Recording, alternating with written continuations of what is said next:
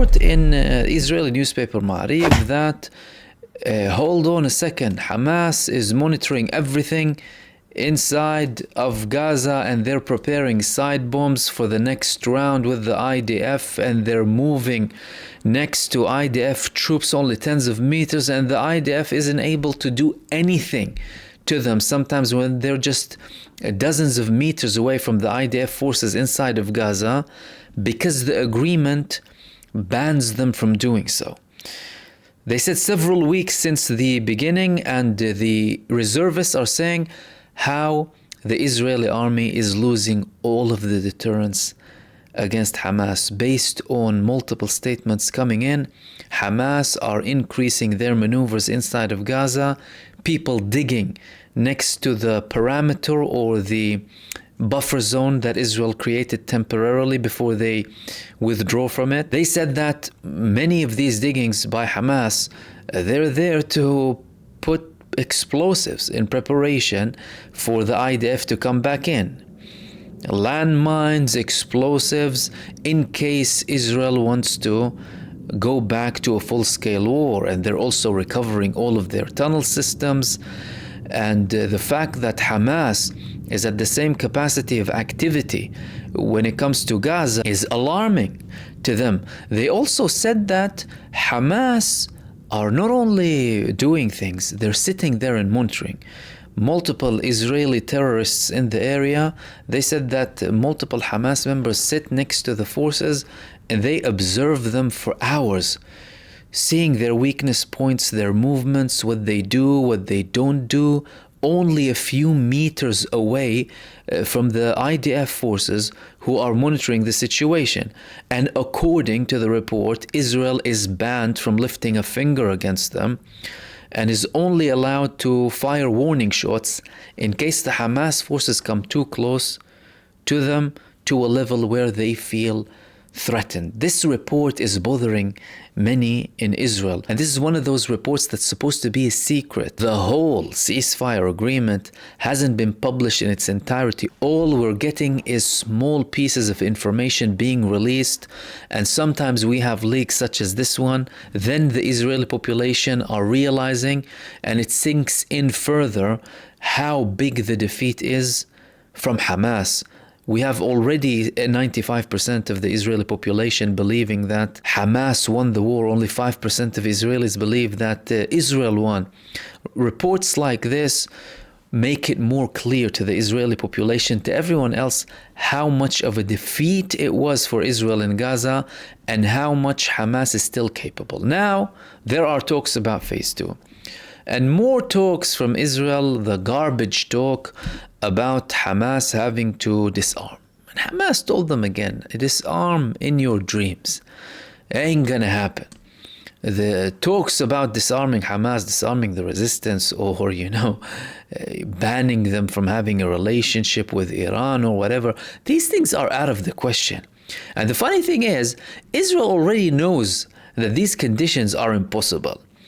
So the fact that they're saying it is only for public PR stunts, nothing else. They know that Hamas are refusing all of that. They are accepting the fact that Hamas is on the ground now and they're not doing anything because of the ceasefire agreement with them, and they already declared that they're going into a phase 2 in the war. How do they think that after all of this bombardment and the fact that Hamas did not give up throughout the worst barbaric atrocities, this genocide and infanticide in Gaza, that they would give up their weapons now? What makes them even think that? And people need to understand this is part of the PR and propaganda machine of Israel, of Donald Trump as well, of two defeated states that want to act like they have been victorious.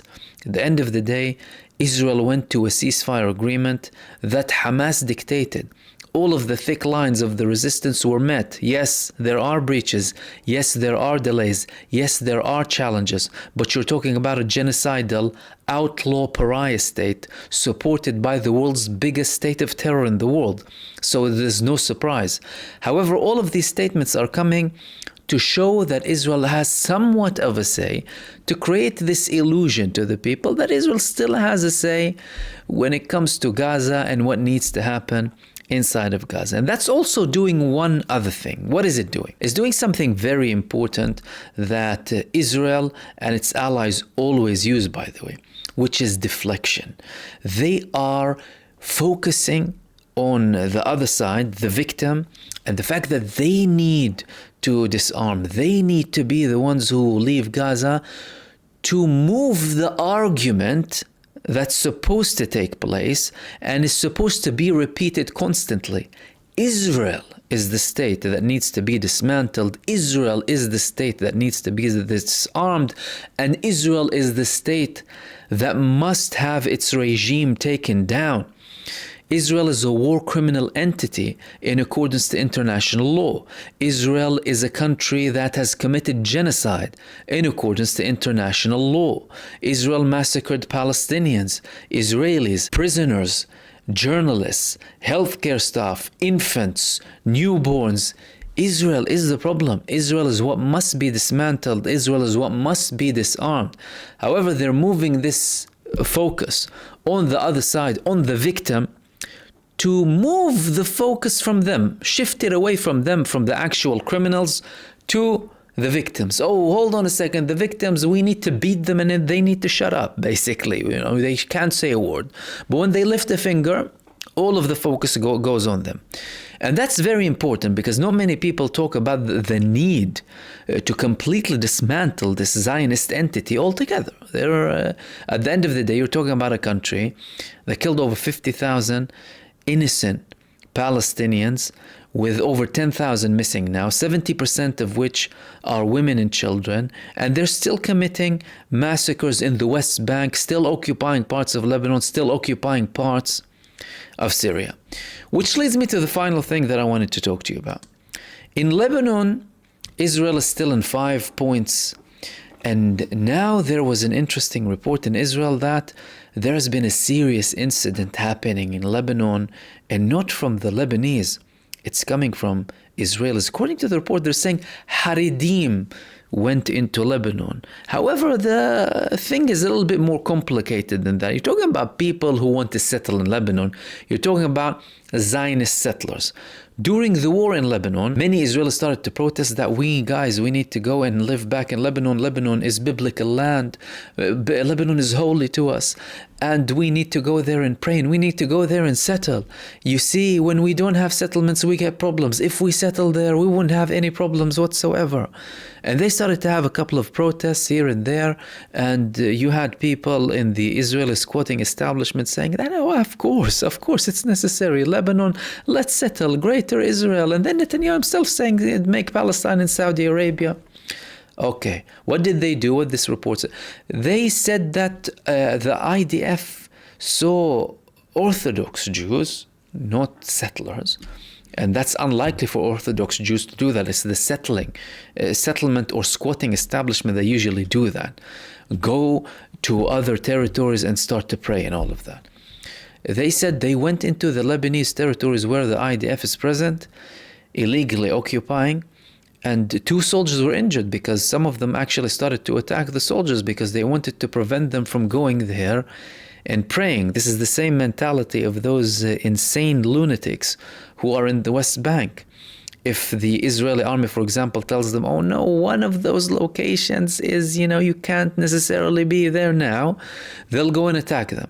And they're doing the same thing in Lebanon. This is a very important sign that there is a genuine interest by at least some in Israel to continue and expand. Like they have these expansionist plans in Gaza, like Daniela Weiss is calling for people to go and settle in Gaza, or in Smotrich as well, trying to ethnically cleanse Gaza. They actually visited Gaza during the genocide too. They're trying to do the same thing with Lebanon. And this proves the nature of Israel as a state. Israel is a neo-colonialist, expansionist, supremacist entity. And the last part of their borders is where the foot of the last soldier steps, like David Ben Gurion said, or Gurun, his original name. And this is the country that we're talking about, and this is the danger that globally people need to be talking about. Note the fact